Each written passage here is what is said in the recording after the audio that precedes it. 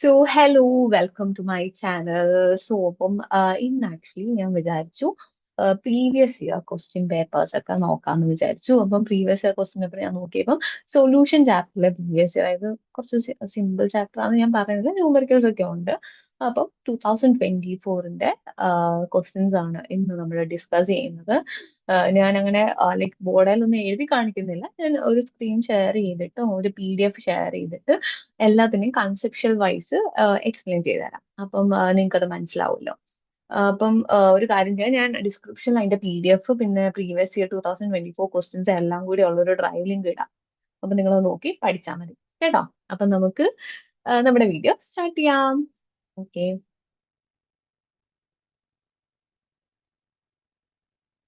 Okay, ഇപ്പൊ നമ്മുടെ first question ആണ്. ഫസ്റ്റ് ക്വസ്റ്റ്യൻ ആണ്, NaCl is connected to a water in a water a depression in freezing point observe ചെയ്തു. അതായത് NaCl വെള്ളവുമായിട്ട് add ചെയ്ത സമയത്ത് അത് depression in freezing point observe ചെയ്തു. അപ്പൊ NaCl undergoes dissociation in water ആണ്, ഇതാണ് ഇവിടെ ഹാപ്പൻ ചെയ്യുന്നത്. അപ്പോൾ ഇതിന്റെ അസേർഷനും റീസണും കറക്റ്റ് ആണ്. അസേർഷൻ റീസൺ കറക്റ്റ് ആണ്. റീസൺ എന്ന് പറയുന്നത് കറക്റ്റ് എക്സ്പ്ലനേഷൻ ഓഫ് അസേർഷനും ആണ്. അതായത് വാട്ട് ഈസ് ഹാപ്പനിങ്, അതായത് NaCl വെള്ളവുമായിട്ട് കണക്ട് ആവുന്ന സമയത്ത് ഒരു NaCl ഡിസോസിയേറ്റ് ചെയ്യും. അതായത് ഡിസോസിയേഷനും അസോസിയേഷനും എന്തിനൊക്കെയാണ് നടക്കുന്നത്? ഇലക്ട്രോലൈറ്റ്സിന് നടക്കും. നോൺ ഇലക്ട്രോലൈറ്റ്സിന് ഡിസോസിയേഷൻ നടക്കത്തില്ല. ഇപ്പൊ ഗ്ലൂക്കോസ് പറയുക, ഗ്ലൂക്കോസിന്റെ ഡിസോസിയേഷൻ കോൺസ്റ്റന്റ് എന്ന് പറഞ്ഞാൽ 1 പക്ഷെ NaCl ഡിസോസിയേഷൻ കോൺസ്റ്റന്റ് 2 ആ. അപ്പൊ ഇലക്ട്രോലൈറ്റ്സ് മാത്രമേ എന്ത് ചെയ്യത്തുള്ളൂ? ഡിസോസിയേറ്റ് ചെയ്യുകയും അസോസിയേറ്റ് ചെയ്യുകയും ചെയ്യത്തുള്ളൂ. ഓക്കെ. അപ്പം ഡിപ്രഷൻ അത് കാരണം എന്താണെന്ന് വെച്ചാൽ NaCl dissociate into ions in water which destruct the water molecules ability to form a crystal lattice lowering the freezing point. അതായത് എല്ലാ ഇപ്പൊ നമ്മൾ സോളിഡ്സ് എന്ന് പറഞ്ഞൊരു ചാപ്റ്റർ ഉണ്ട്, അത് ആക്ച്വലി നിങ്ങൾക്ക് കട്ട് ചെയ്തു. അതായത് എല്ലാ മോളിക്യൂൾസിന്റെയും ഒരു ഇതെന്താണ്, എല്ലാ വാട്ടർ മോളിക്യൂൾസിന്റെയും ഒരു മെയിൻ ആയിട്ടുള്ള ഒരു അച്ചീവിംഗ് എന്ന് വെച്ചാൽ അതൊരു ക്രിസ്റ്റൽ ലാറ്റിസ് ഫോം ചെയ്യണം. അതായത് അതൊരു ഫോർമേഷൻ ഓഫ് ഒരു സ്ട്രെങ്തനിങ് ചെയ്തുകൊണ്ടിരിക്കുക എപ്പോഴും. പക്ഷെ ഇപ്പം ഇവിടെ സംഭവിക്കുന്നത് NaCl വരുമ്പോൾ അത് ഡിസോസിയേറ്റ് ചെയ്യും. അതായത് dissociate in ions in water. ആ ഡിസോസിയേഷൻ മൂലം വെള്ളത്തിലുള്ള മോളിക്യൂൾസ് തമ്മിൽ എങ്ങനെ ഒരു സ്പ്ലിറ്റിംഗ് പോലെ നടക്കും അവർ തമ്മിൽ. അത് അതാണ് ഫ്രീസിംഗ് പോയിന്റ് ലോവർ ചെയ്യുന്നത്. സോ ആ ഡിസോസിയേഷൻ ആണ് വെള്ളത്തിന്റെ ഫ്രീസിംഗ് പോയിന്റിനെ ലോവർ ചെയ്യുന്നത്.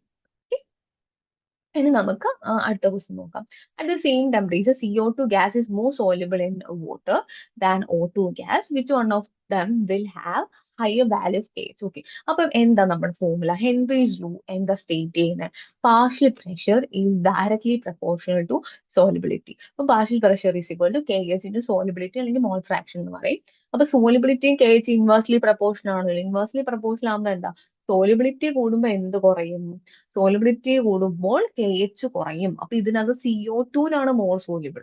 അപ്പൊ അതിന്റെ KH കുറവും, O2 ഗ്യാസിന്റെ KH കൂടുതലുമാണ്. അപ്പൊ നമ്മുടെ ആൻസർ വരും എന്താ? O2 will have higher value of KH and CO2-ന് കുറവായിരിക്കും. ബേസ്ഡ് ഓൺ എന്താ? ഹെൻറീസ് ലോ ആണ് നമ്മളിത് പറയുന്നത്. ഓക്കെ. ഇനി നമുക്ക് അടുത്ത ക്വസ്റ്റ്യൻ നോക്കാം. അടുത്ത ക്വസ്റ്റ്യൻ എന്ന് വെച്ചാൽ how does size of blood cells change when placed in an aqueous solution containing more than 0.9% of sodium chloride. അപ്പൊ ഈ ഒരു സംഭവത്തിൽ നടക്കുന്നതെന്ന് വെച്ചാൽ aqueous solution when placed in aqueous solution containing more than aqueous solutionലോട്ട് നമ്മുടെ blood cells ഇടുവാണ്. അപ്പൊ blood സെൽസിന് ഓൾറെഡി വാട്ടർ കണ്ടന്റ് ഉണ്ട്.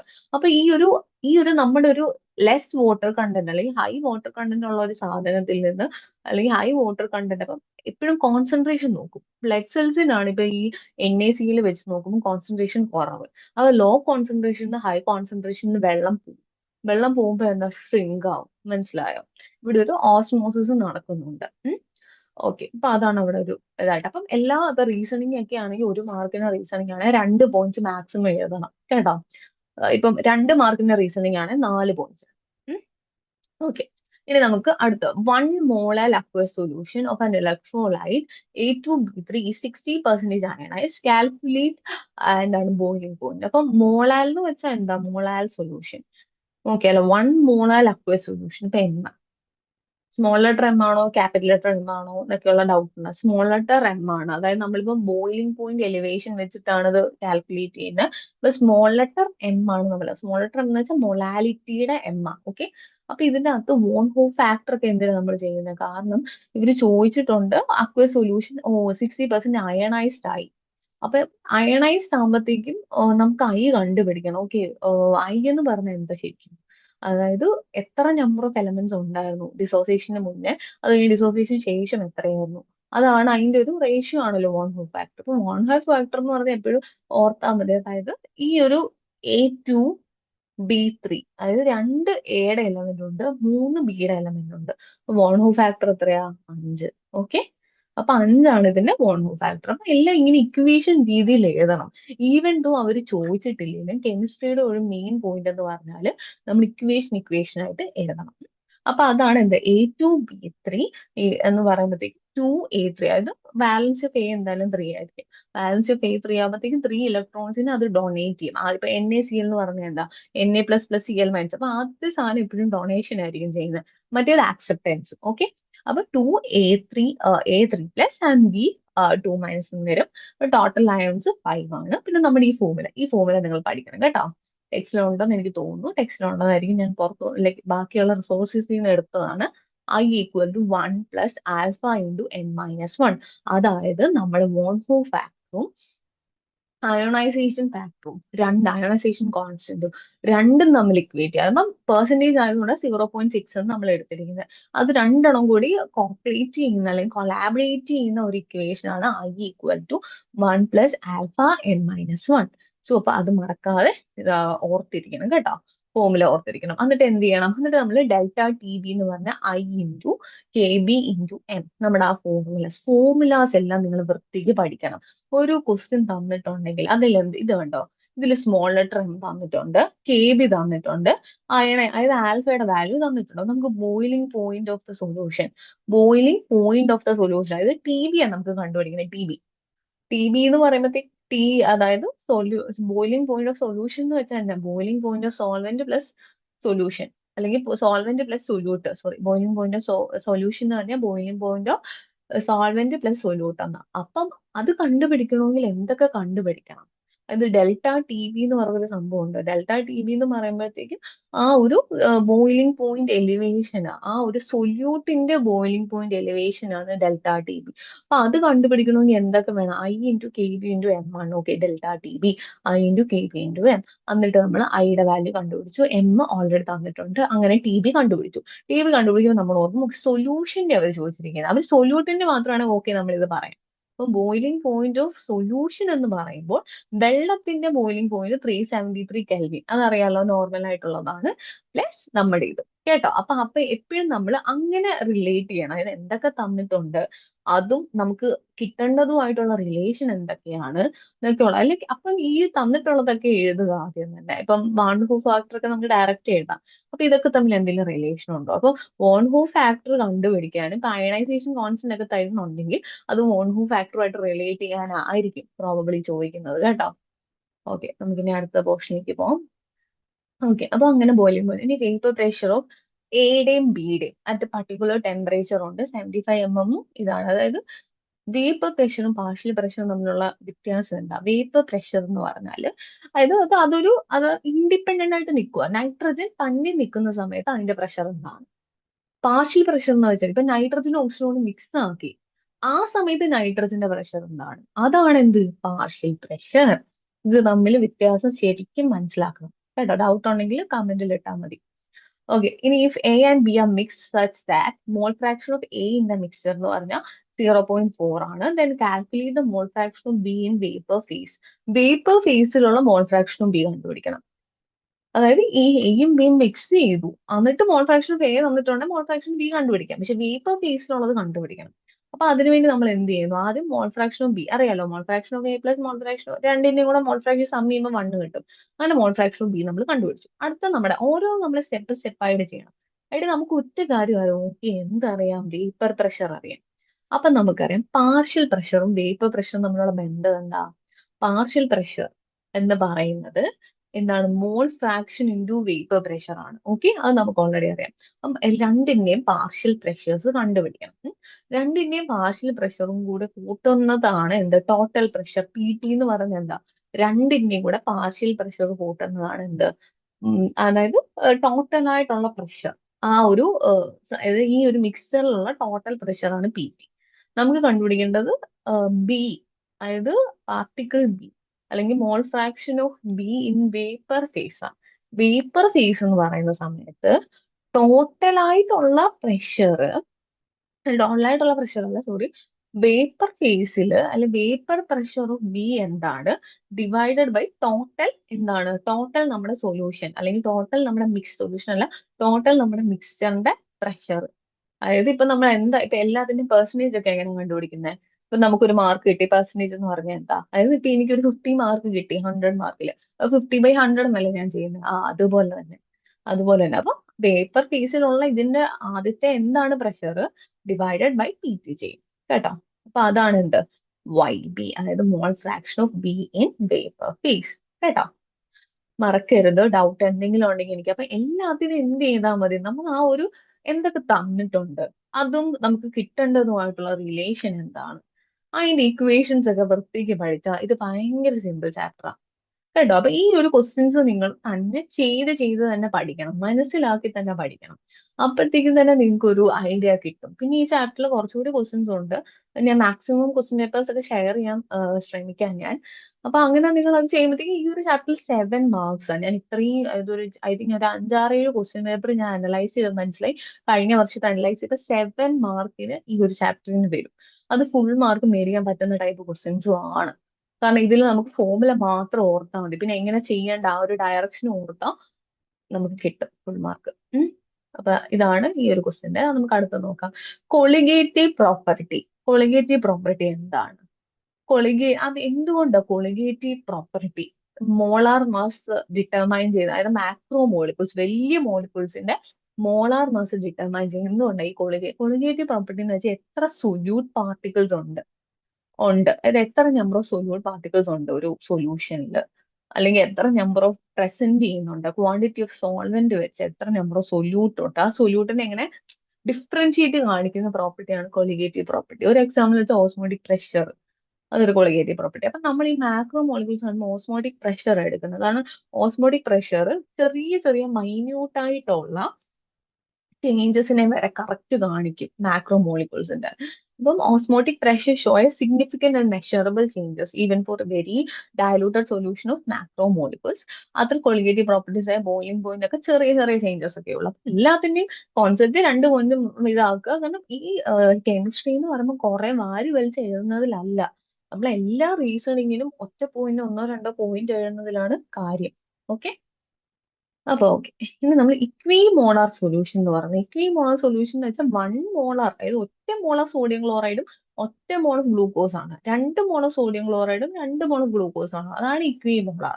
അതായത് അതിന്റെ മോൾസ് രണ്ടെണ്ണം സെയിം ആയിരിക്കും. ഓക്കെ, അത് ഐസോട്ടോണിക് അല്ല എന്നാണ് പറയുന്നത്. ഓക്കെ, നമുക്ക് നോക്കാം.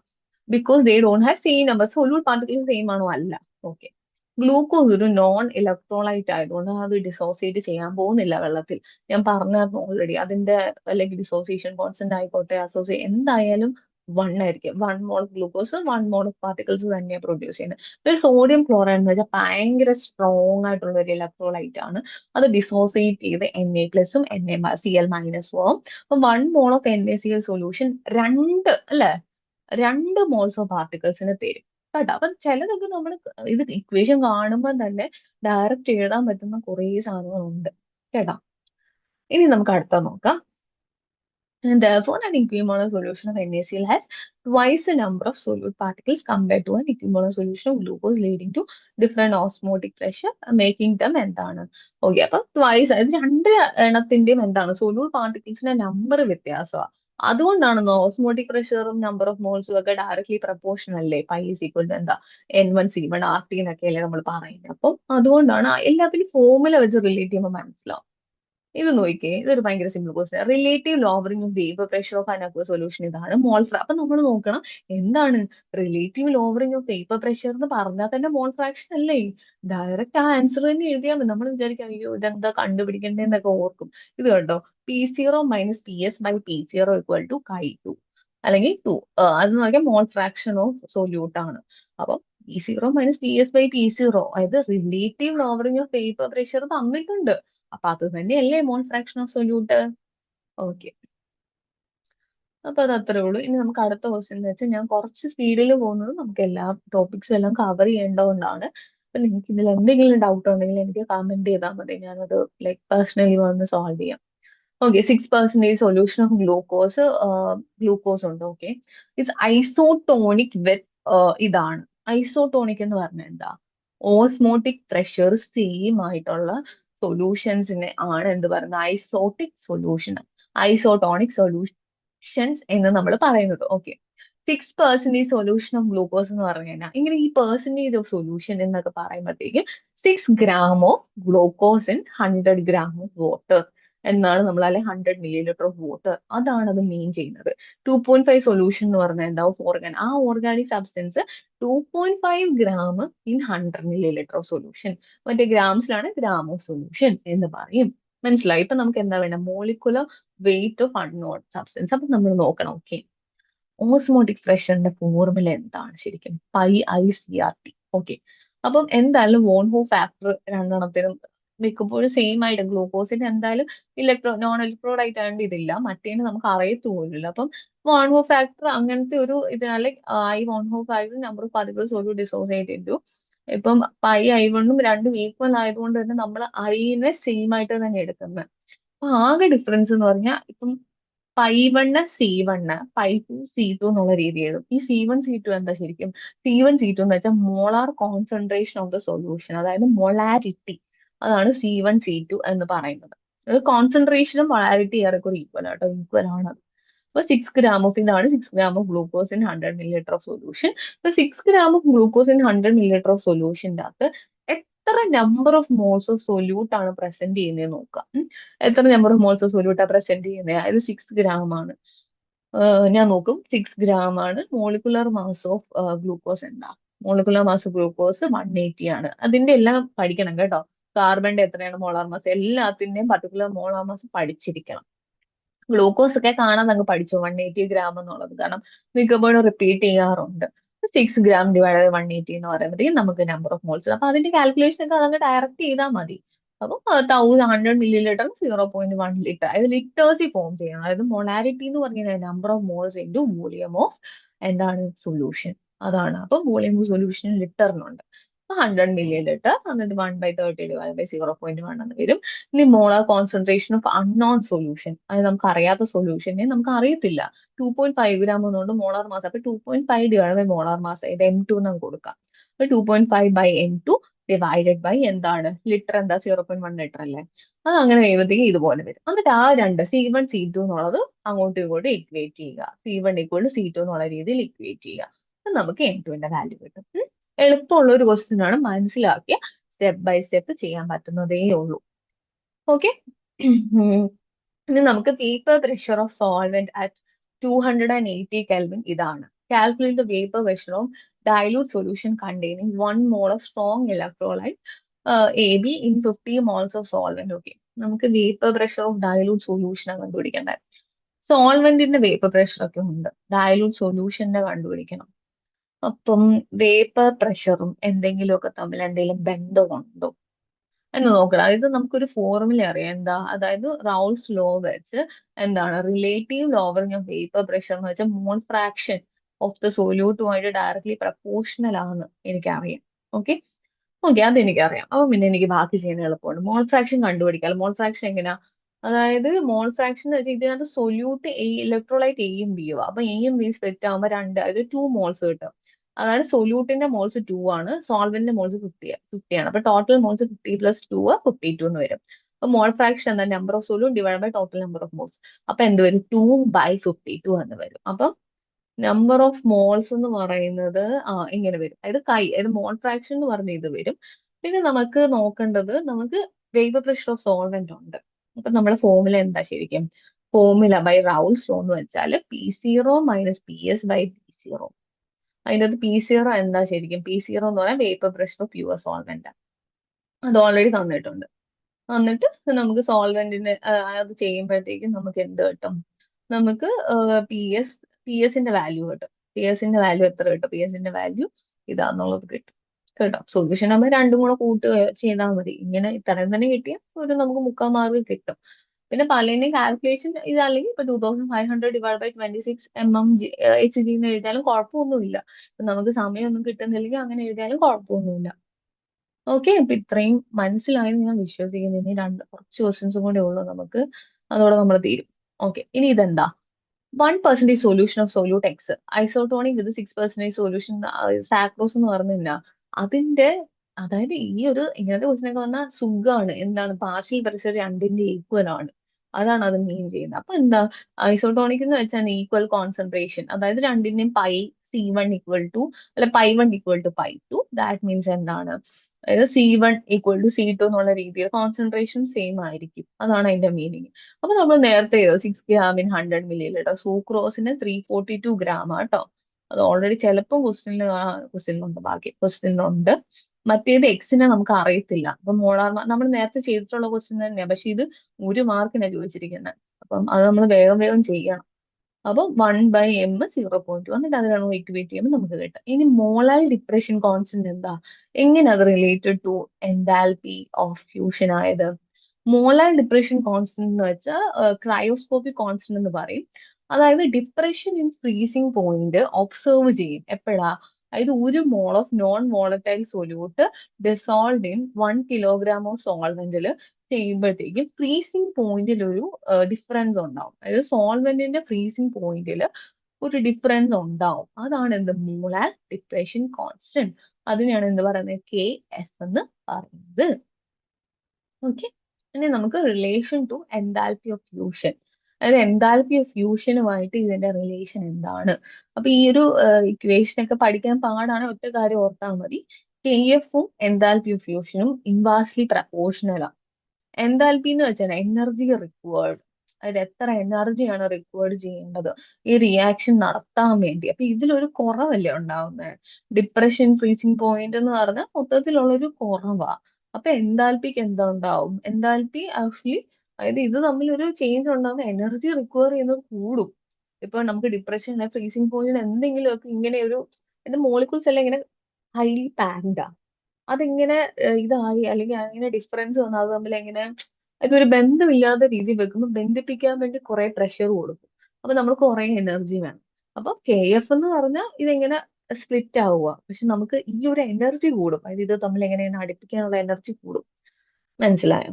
അപ്പൊ അതാണ്. ഓക്കെ, ഇനി നമുക്ക് അടുത്ത ക്വസ്റ്റ്യൻ എന്ന് വെച്ചാൽ വോട്ട് ടൈപ്പ് ഓഫ് ഡീവിയേഷൻ ആണ് എത്തനോളും അസെറ്റോൺ മിക്സറും ഫോം ചെയ്യുന്നത്? അതായത് എത്തനോൾ എന്ന് പറഞ്ഞാൽ നല്ല സ്ട്രോങ് ഹൈഡ്രജൻ അല്ലെ ബോണ്ടിങ് ഒക്കെ ഉള്ള സംഭവമാണ്. അത് അസെറ്റോൺ മിക്സറുമായിട്ട് ഇതാകുമ്പോഴുള്ള പ്രശ്നം എന്ന് വെച്ചാൽ ആ ഹൈഡ്രജൻ ബോണ്ടിങ്ങിന് ഒരു അതായത് നമ്മളിപ്പോ ഒരു സാധനം ഇങ്ങനെ നിൽക്കുക, വേറെ ആരെങ്കിലും വന്ന് ഇതിനെ ഇങ്ങനെ തടസ്സപ്പെടുത്താൻ നോക്കിയാൽ അതിങ്ങനെ സ്പ്ലിറ്റ് ആയിക്കൊണ്ടിരിക്കും. അത് തമ്മിലുള്ള ബന്ധം ഇങ്ങനെ പോയിക്കൊണ്ടിരിക്കും. പക്ഷെ അപ്പൊ എന്താ, കൂടുതൽ പ്രഷർ ആവും. അതായത് ഇത് അടുക്കാനുള്ള പ്രഷർ കൂടും. പക്ഷെ ഒരു ആള് വന്ന് അത് അല്ലെങ്കിൽ ഒരു ഐറ്റം വന്ന് അതിനെ ഇങ്ങനെ തടസ്സപ്പെടുത്താനും നോക്കും.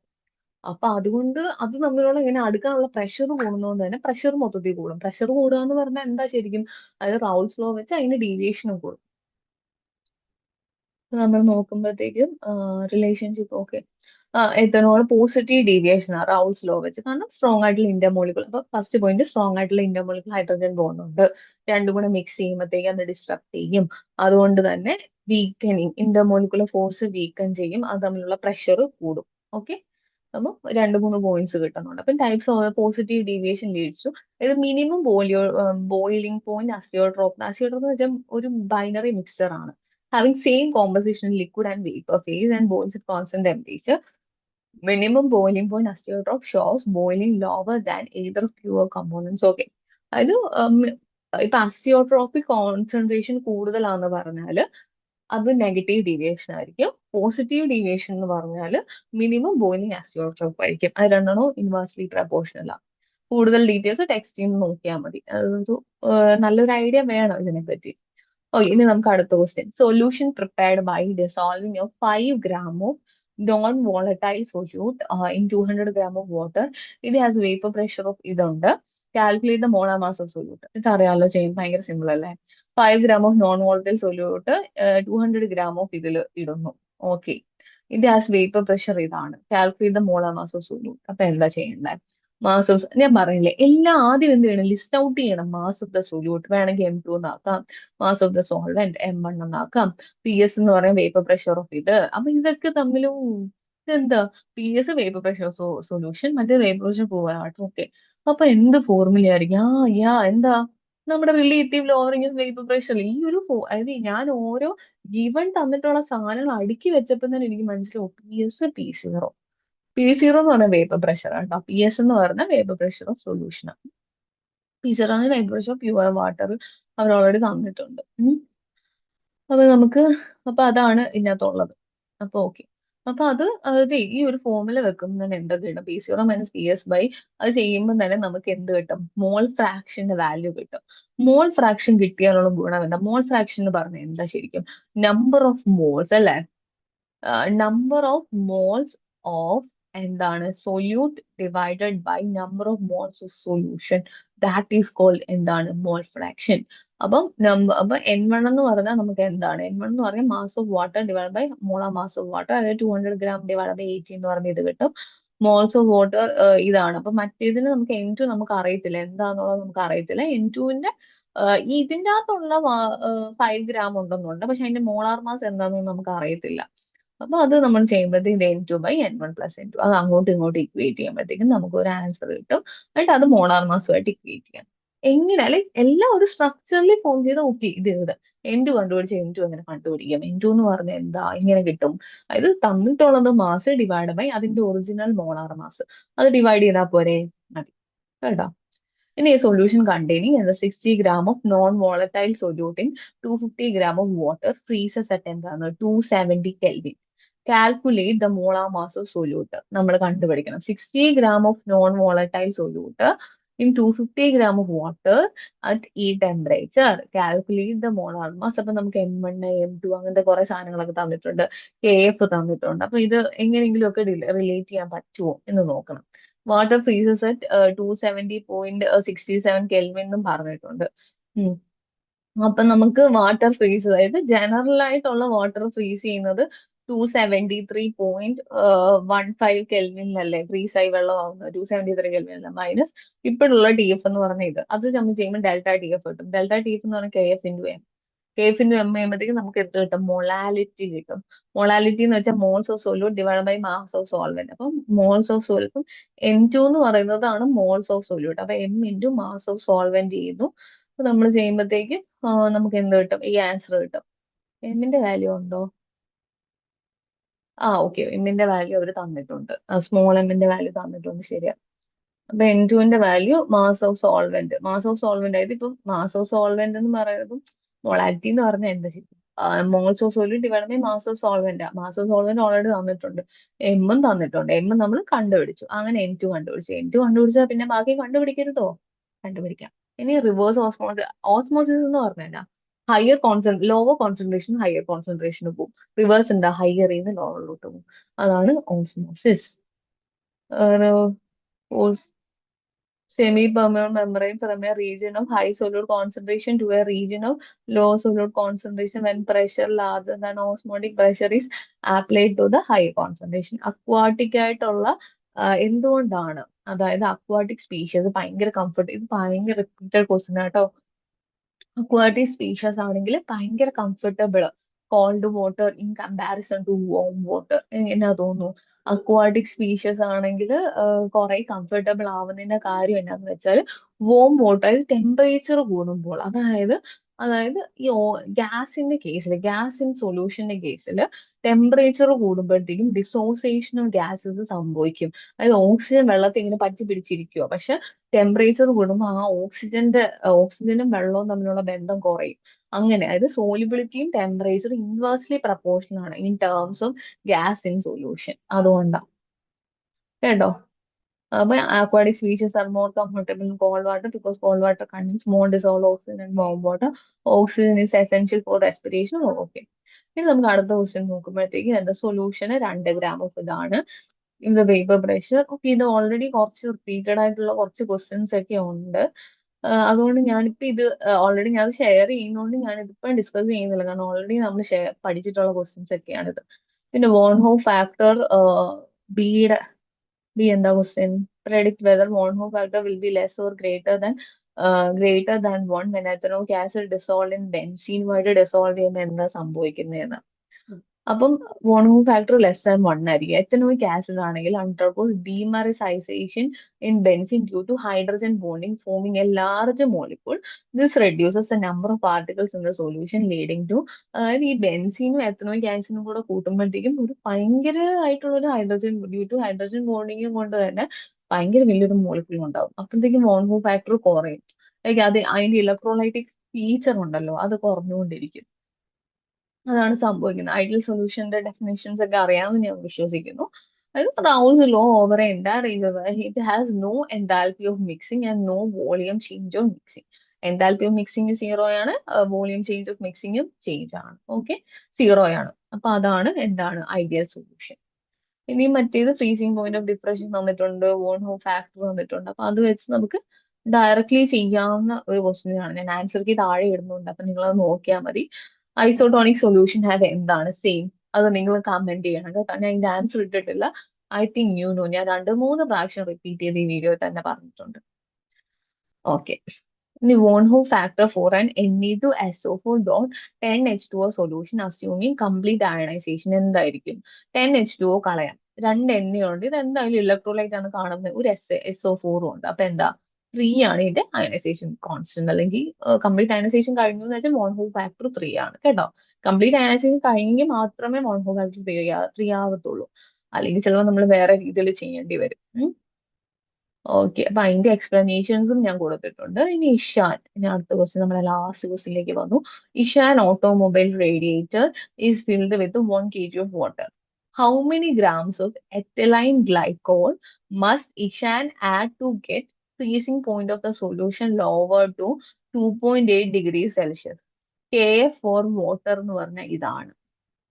What type of deviation from Raoult's law is shown by ethanol and, അതാണ് അടുത്ത ക്വസ്റ്റ്യൻ. ഓക്കെ, ഇത് എന്തൊക്കെയാ പറഞ്ഞേക്കുന്നത്? ഇഷാന്റെ ഓട്ടോമൊബൈൽ, ഓക്കെ, അത് 1 kg വാട്ടർ, റേഡിയേറ്റ് ഓട്ടോമൊബൈൽ റേഡിയേറ്ററിന് 1 kg വാട്ടർ വേണ്ടി വന്നു. ഓക്കെ, സോൾവെന്റിന്റെ ഇത് 1 kg. How many grams of ethylene glycol must be ഇഷാൻ add to get freezing point ചെയ്ത് ഫ്രീസിംഗ് പോയിന്റ് ലോവർ ടു ഇത്. അപ്പൊ ഡെൽറ്റ ടി എഫ് തന്നിട്ടുണ്ട്, കെ എഫ് തന്നിട്ടുണ്ട്, മൊലാലിറ്റി കിട്ടും അല്ലെ, delta T F equal to K F into M. എന്നിട്ട് അത് വെച്ച് എം എന്ന് പറഞ്ഞാൽ എന്താ ശരിക്കും? എം എന്ന് പറയുന്നത് number of moles of solute divided by volume of solution അല്ലെങ്കിൽ സോൾവെന്റ് ഇൻ kg എന്നുള്ളതാണ്. അപ്പൊ 1 kg ഓൾറെഡി തന്നിട്ടുണ്ട്. എന്നിട്ട് നമുക്ക് N2 കിട്ടും, അല്ലെങ്കിൽ സൊല്യൂട്ടിന്റെ നമ്പർ ഓഫ് മോൾസ് കിട്ടും. സൊല്യൂട്ടിന്റെ നമ്പർ ഓഫ് മോൾസ് കിട്ടിയാൽ സൊല്യൂട്ടിന്റെ നമ്പർ ഓഫ് മോൾസ് കിട്ടണമെങ്കിൽ എന്ത് കിട്ടണം?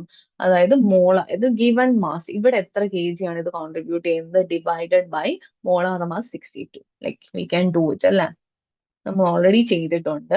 എന്തെങ്കിലും ഡൗട്ട് ഉണ്ടെങ്കിൽ ചോദിക്കണം. ഇത് ഭയങ്കര സിമിലറും, ഇതാണ് ഇങ്ങനത്തെ ചാപ്റ്റർ പഠിച്ച് നമുക്ക് ആ ഒരു 7 മാർക്ക് നമ്മുടെ കൈ കിട്ടും. കാൽക്കുലേഷൻ അത്യാവശ്യം വേഗം വേഗം ചെയ്യാവുന്ന അറിയാവുന്ന ആൾക്കാർക്ക് അതൊക്കെ കിട്ടും. പിന്നെ ചെയ്യേണ്ടത് ലൈക്ക് ആൻസർ എഴുതുമ്പോൾ എല്ലാത്തിനും കറക്റ്റ് ഇതിൽ എഴുതണം. അതായത് എം എന്ന് പറയുമ്പോൾ മോൾ kg⁻⁻1, അതിലെന്താ number of moles divided by kg എന്നല്ലേ, അതാണ് മോൾ kg⁻⁻1 എന്ന് കൊടുക്കുന്നതിന്റെ കാര്യം കേട്ടോ. മാസികളുടെ മോൾസിന്റെ മോളാർ മാസ് ചെയ്യുമ്പോഴത്തേക്കും നമുക്ക് കിട്ടും, ആൻസർ കിട്ടും. ഇനി എത്തനോളും അസിറ്റോളും ഓൾറെഡി നമ്മൾ ഡിസ്കസ് ചെയ്ത ക്വസ്റ്റ്യൻസ് തന്നെയാണ്. ഇത് നമ്മൾ ഓൾറെഡി ഡിസ്കസ് ചെയ്ത ക്വസ്റ്റ്യൻസ് തന്നെയാണ്, കാരണം ചിലപ്പം ചില ക്വസ്റ്റ്യൻസ് റിപ്പീറ്റഡ് ആയിട്ട് വരും. പിന്നെ ഹെൻറീസ് ലോയും ആപ്ലിക്കേഷൻ ഓഫ് ഹെൻറീസ് ലോയും കുട്ടിക്ക് പഠിക്കണം. ആപ്ലിക്കേഷൻ ഓഫ് ഹെൻറീസ് ലോ എന്ന് വെച്ചാൽ production of carbonated beverages under high pressure, CO2 gas is dissolve in the liquid, then bottle is open and pressure decrease ചെയ്യും, CO2 escape ചെയ്യും. അപ്പൊ അതും Henry's ലോയുടെ application ആണ്. Partial പ്രഷറും ലൈക്ക് മൊത്തത്തിലുള്ള pressure, partial pressure എന്ന് വെച്ചാൽ ആ സൊല്യൂഷനിൽ അതിന്റെ പ്രഷർ. എന്താണ് പാർഷ്യൽ പ്രഷർ? പാർഷ്യൽ പ്രഷർ എന്ന് വെച്ചാൽ ഇത് ആക്ച്വലി രണ്ടെണ്ണം ഒരുമിക്കുമ്പോൾ അത് തമ്മിൽ ഒരു പ്രഷർ അങ്ങോട്ടും ഇങ്ങോട്ടും ഉണ്ട്. അതായത് തമ്മിൽ ഒന്നെങ്കിൽ അത് ഡിസോസിയേറ്റ് അസോസിയേറ്റ് ഒരു പ്രഷർ ഉണ്ട്. അതിനെയാണ് എന്ത് പറഞ്ഞ പാർഷ്യൽ പ്രഷർ എന്ന് പറയുന്നത്. അപ്പൊ ഇത്രയേ ഉള്ളായിരുന്നു. ഇതിന്റെ അതായത് സൊല്യൂഷന്റെ 2024 മാക്സിമം ക്വസ്റ്റ്യൻസ് നമ്മൾ കവർ ചെയ്തിട്ടുണ്ട്. അപ്പൊ ഇനി ഞാൻ അടുത്ത വീഡിയോസിൽ വേറെ വേറെ ചാപ്റ്റേഴ്സ് ഒക്കെ ചെയ്യാം. മാക്സിമം നിങ്ങൾ ഷെയർ ചെയ്യണം ഫ്രണ്ട്സിനൊക്കെ. ഡൗട്ട്സ് എന്തെങ്കിലും ഉണ്ടെങ്കിൽ കമന്റ് ചെയ്യണം. പിന്നെ ലൈക്ക് ഈ ഒരു വേ ഓഫ് ടീച്ചിങ് ഇഷ്ടമാണെങ്കിൽ നിങ്ങൾ അതും കമന്റ് ചെയ്യണം. സോ അപ്പൊ നമുക്ക് ഇത്രയ്ക്കേ ഉള്ളൂ ഈ ഒരു ചാപ്റ്റർ, ഈ ഒരു കോൺസെപ്റ്റ് വൈസ് പഠിക്കാനും. പിന്നെ അപ്പൊ ആ ഒരു ഗ്രാഫും പഠിച്ചോണം കേട്ടോ. പോസിറ്റീവ് ഡീവിയേഷനെ നെഗറ്റീവ് ഡീവിയേഷനെ ഗ്രാഫും പഠിച്ചോണം. കഴിഞ്ഞ വർഷ ക്വസ്റ്റിൽ ഞാൻ അത് കണ്ടിട്ടില്ല. ഐ തിങ്ക് 2023 ഉണ്ടെന്ന് തോന്നുന്നു. അത് വേണമെങ്കിലും കമന്റ് ചെയ്താൽ മതി, ഞാൻ അതിന്റെയും കൂടെ ഒരു വീഡിയോ ഇടാം കേട്ടോ. അപ്പം ഇന്നത്തേക്ക് ഇത്രയേ ഉള്ളൂ. Bye bye, see U.